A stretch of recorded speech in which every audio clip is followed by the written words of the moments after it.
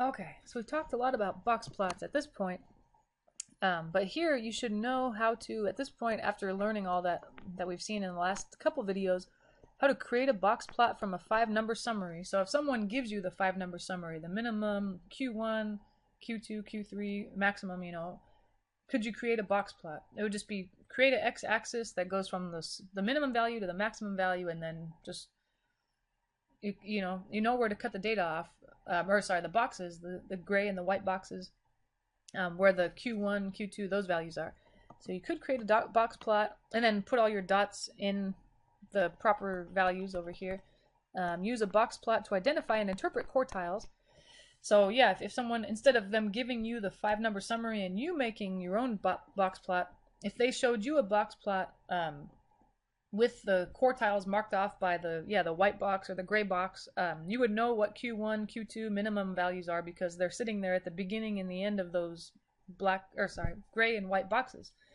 Identify the median and the interquartile range of a distribution from a box plot. So remember, in a box plot, they have a vertical line right down the median. So you should be able to identify it, hopefully, at least if they have their x-axis nice and clearly labeled. And then the interquartile range, remember, that's just Q3 minus Q1. So that should be clear based on where those boxes start and end, the gray and white boxes. But now at this point, we want to focus on what a box plot does not tell us. What can we not learn from a box plot? It does not give us information about, first, the number of data points in a data set, the number of data points within each quartile, though each quartile contains the same number of data points, the pattern of the data within each quartile. So here are 4 data sets that illustrate these ideas.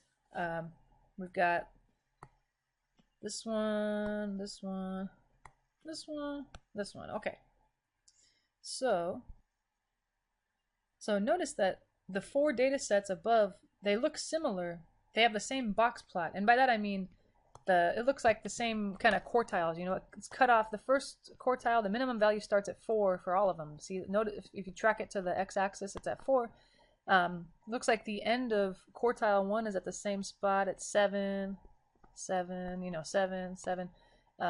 The median value looks like it's the same at 10, 10. That's what they mean.